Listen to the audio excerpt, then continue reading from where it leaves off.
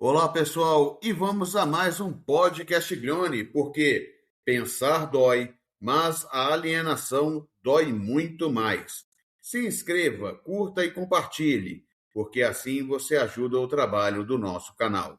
E também nos ajude no Pix Ricardo Lúcio, historiador@gmail.com. O FMI, Fundo Monetário Internacional, publicou em sua revista Finance e Development um artigo de Nicholas Mulder, professor de Cornell, sobre a nova onda de nacionalizações globais.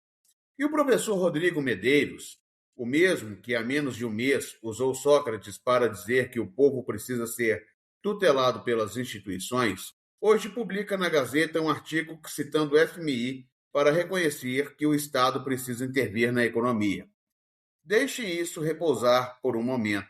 O FMI, a instituição que forçou o Brasil a privatizar tudo nos anos 1990, que impôs austeridade destrutiva à Argentina, que condicionou empréstimos à eliminação de subsídios e à abertura financeira irrestrita, agora publica artigo reconhecendo que as nacionalizações contemporâneas têm lógica. Não é virada ideológica, é reconhecimento empírico de que o mundo mudou. E que o Estado capitalista, mesmo o Estado capitalista, precisa de instrumentos de controle sobre setores estratégicos que o mercado não consegue gerir adequadamente numa era de crises climáticas, guerras, pandemias e disputa geopolítica pelo controle de recursos críticos. O problema com o artigo do Medeiros não é o que ele diz, o problema é o que ele não diz. Ele reconhece a tendência, as nacionalizações estão voltando, mas enquadra essa tendência como uma gestão de vulnerabilidade sistêmica e mitigação de riscos, linguagem do FMI, linguagem da tecnocracia liberal que ainda quer salvar o capitalismo de si mesmo. E nunca, e nunca pergunta a questão que Marx faria imediatamente. A quem serve esse Estado que nacionaliza? E que classes controlam esse Estado? E em benefício de quem esses ativos estratégicos serão geridos? Hoje aqui no podcast Glione, vamos responder essas perguntas.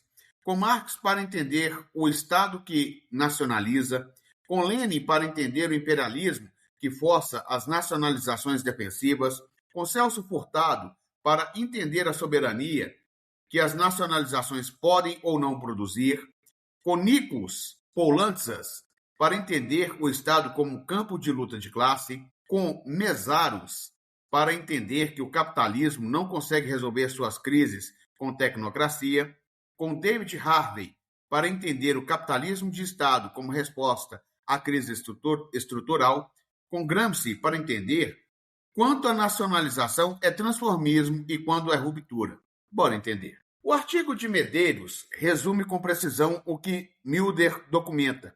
As nacionalizações contemporâneas não buscam substituir o mercado, mas reordenar o espaço econômico para reduzir dependências externas e aumentar a capacidade de resposta a crises. Identifica o dado mais revelador.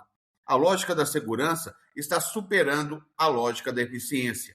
Isso é confissão histórica de enorme peso. Durante 40 anos, de Thatcher e Reagan até o consenso de Washington, o dogma dominante era eficiência era igual mercado. O Estado era ineficiente por definição, a privatização era progresso por definição, a regulação era obstáculo ao crescimento por definição, o FMI que forçou a privatização da companhia Vale do Rio Doce no Brasil, o FMI que forçou a privatização do sistema elétrico argentino, que depois entrou em colapso em 2001, o FMI que condicionou empréstimos a dezenas de países à venda de ativos estratégicos e a preços subdimensionados.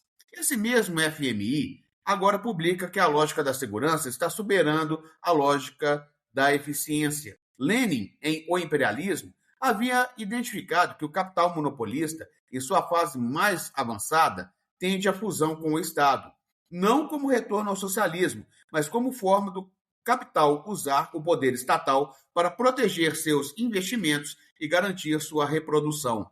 O que Mulder documenta como nova onda de nacionalizações é, em parte, exatamente isso. O capital monopolista, que percebeu que sem Estado capaz de garantir infraestrutura estratégica, a segurança energética e cadeias de suprimento críticas, sua própria reprodução está ameaçada.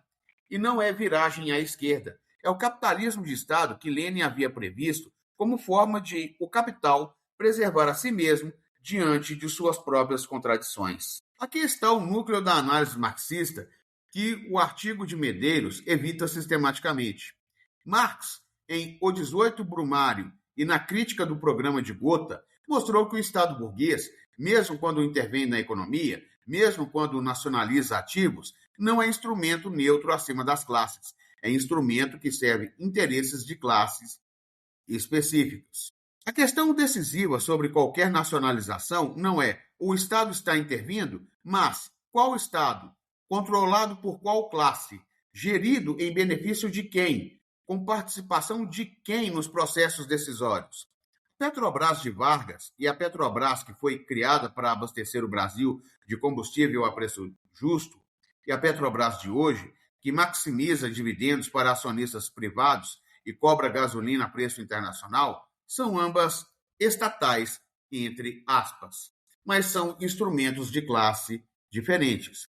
O BNDES, que financiou a industrialização nacional no período desenvolvimentista, e o BNDES, que financiou as grandes empreiteiras, que depois desviaram recursos, são ambas Estado, entre aspas, mas serviram a projetos de classe diferentes. Poulantzas, em Estado, Poder, Socialismo, mostrou que o Estado é campo de luta de classes, não instrumento monolítico de uma única classe. As diferentes frações do capital, os trabalhadores organizados, movimentos sociais, todos disputam o controle dos aparelhos de Estado.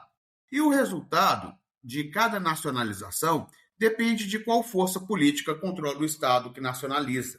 Nacionalização sob controle do capital financeiro internacionalizado serve para socializar os custos, quando o Estado assume o risco, e privatizar os lucros, quando rentável, a empresa volta ao mercado.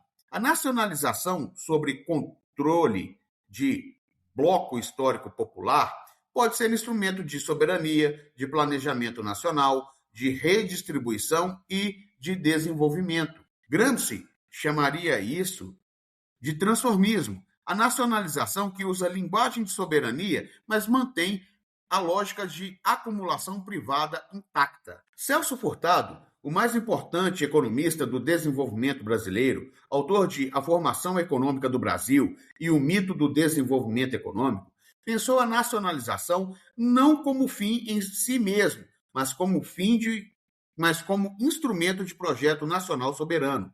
Para Furtado, nacionalizar sem industrializar é exportar matéria-prima com bandeira estatal em vez de bandeira privada. O resultado para o desenvolvimento é o mesmo. A Petrobras, que extrai petróleo e exporta bruto para ser refinado no exterior e importado de volta como gasolina cara, não é instrumento de soberania. É o mesmo modelo colonial com logomarca diferente. A soberania real sobre recursos estratégicos exige verticalização, processar e industrializar, não apenas extrair, capacidade tecnológica própria, não depender de tecnologia importada para operar os próprios recursos, mercado interno como destino prioritário, servir à população antes de exportar, reinvestimento do excedente, usar os lucros para financiar desenvolvimento industrial nacional. Medeiros cita Mulder, dizendo que as nacionalizações contemporâneas não buscam substituir o mercado, mas reordenar o espaço econômico. Furtado responderia: reordenar o espaço econômico sem questionar as relações de propriedade e a divisão internacional do trabalho, que não rompe com a dependência. Muda o gerente do latifúndio colonial, mas mantém o Brasil como exportador de commodities para o mercado mundial. David Harvey, em O Novo Imperialismo e Enigma do Capital, identificou o que chama de capitalismo de Estado como resposta recorrente às crises estruturais do capitalismo. Quando o mercado entra em colapso, seja pela sobreacumulação seja pela instabilidade financeira, seja pela crise climática, o Estado intervém para salvar o capital de si mesmo, não para substituir o capitalismo, para preservá-lo. Os exemplos são abundantes. 2008. Os governos americano e europeu nacionalizaram bancos, socializaram prejuízos de trilhões de dólares e depois devolveram ao setor privado quando a crise passou. A Covid-19. Os estados nacionais produziram vacinas com recursos públicos e as distribuíram de graça, enquanto os farmacêuticos acumulavam lucros recordes com tecnologia desenvolvida com dinheiro público. A crise energética de 2022. Os governos europeus nacionalizaram ou controlaram empresas de energia para evitar o colapso social causado pela alta do gás pós-guerra na Ucrânia. Todos esses casos, o Estado socializou os custos e privatizou os lucros, o padrão clássico que Harvey identifica. O que Mulder documenta no FMI como nova onda de nacionalizações é, em grande medida, esse capitalismo de Estado defensivo, não ruptura com o mercado, escudo do mercado contra suas próprias crises. Mesaros, em Para Além do Capital, foi mais radical na análise. O capitalismo, em sua crise estrutural, não consegue se salvar nem com o Estado ativo, nem sem ele. As contradições são tão profundas, a destruição destrutiva do capital, a crise ecológica, a desigualdade extrema, que nenhuma gestão estatal, por mais competente que seja, resolve os problemas dentro do horizonte capitalista. A nova lógica das nacionalizações que Mulder celebra e Medeiros repercute pode ser um passo necessário, mas é insuficiente enquanto não questionar as relações de produção que geram as crises. Aqui precisamos ser justos com Medeiros, porque o artigo de hoje é genuinamente melhor do que o artigo sobre Sócrates do mês passado. Ele acerta quando diz que o debate público precisa ser além da simplória dicotomia Estado versus mercado. Isso é verdade. E é exatamente o que a tradição desenvolvimentista brasileira e o marxismo dizem há décadas. A questão não é Estado sim ou mercado não. É que Estado, para que projeto, com que controle democrático, benefício de quem? Ele também acerta quando identifica a lógica da segurança está superando a lógica da eficiência. Isso documenta a falência do neoliberalismo puro, que prometia que mercados eficientes resolveriam todos os problemas de alocação, incluindo segurança energética, saúde pública e estabilidade financeira. A pandemia, a guerra na Ucrânia e a crise climática provaram que o mercado não resolve e que estados precisam de capacidade de intervenção. O que Medeiros evita? Nomear que essa tendência de nacionalização contradiz frontalmente a agenda que o FMI impôs ao Brasil e à América Latina nas últimas décadas. Questionar por que o mesmo FMI que obrigou o Brasil a privatizar a Vale, a Light, a Telebrás, o sistema elétrico, agora publica que nacionalizações têm lógica. Perguntar se nacionalização serve ao projeto nacional popular ou ao capital monopolista que quer usar o Estado para garantir sua reprodução. E não mencionar que o Brasil tem experiência concreta com nacionalizações bem-sucedidas. Petrobras pré-cessão onerosa, Embraer quando estatal, sistema bancário público que sustentou a crise de 2008 podem orientar o debate atual. Gramsci identificaria o artigo de Medeiros como produto de um intelectual que percebe a mudança, mas não consegue ir além da linguagem tecnocrática do FMI para nomeá-la com a precisão que ela exige. Então, vamos fechar com a clareza que esse debate estratégico exige. A nova onda de nacionalizações que Mulder documenta e Medeiros repercute é fenômeno real e importante. Mas a questão decisiva que o FMI e seu repercutor evitam é a questão marxista. Nacionalização para quem? Sob controle de quem? Em benefício de quem? Marx nos mostrou que o Estado burguês, mesmo quando nacionaliza, é instrumento de classe. Lenin nos mostrou que o capitalismo de Estado é a forma do capital usar o poder estatal para preservar sua reprodução. Furtado nos mostrou que a nacionalização sem verticalização, sem capacidade tecnológica própria e sem mercado interno como destino prioritário, não rompe com a dependência. Harvey nos mostrou que o capitalismo de Estado salva o capital de si mesmo, socializa custos e privatiza lucros.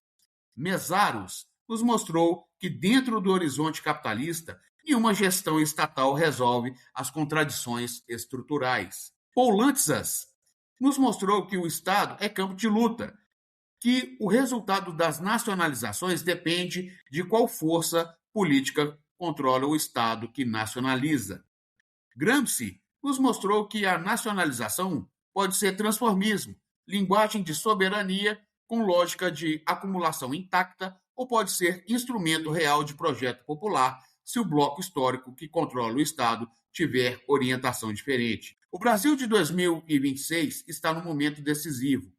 A guerra por terras raras, os ativos energéticos e estratégicos sob pressão americana, a Petrobras entre a maximização de dividendos e o papel de instrumento de desenvolvimento nacional. A questão não é nacionalizar ou não, é que projeto nacional orienta a nacionalização.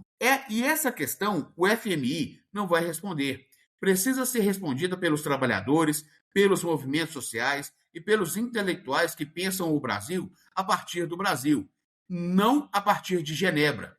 E como sempre dizemos no podcast Glione, pensar dói, mas a alienação dói muito mais. Se inscreva, curta e compartilhe, porque assim você ajuda o trabalho do nosso canal. E nos ajude no Pix, Ricardo Lúcio, historiador, @gmail.com. Até o próximo podcast Glione.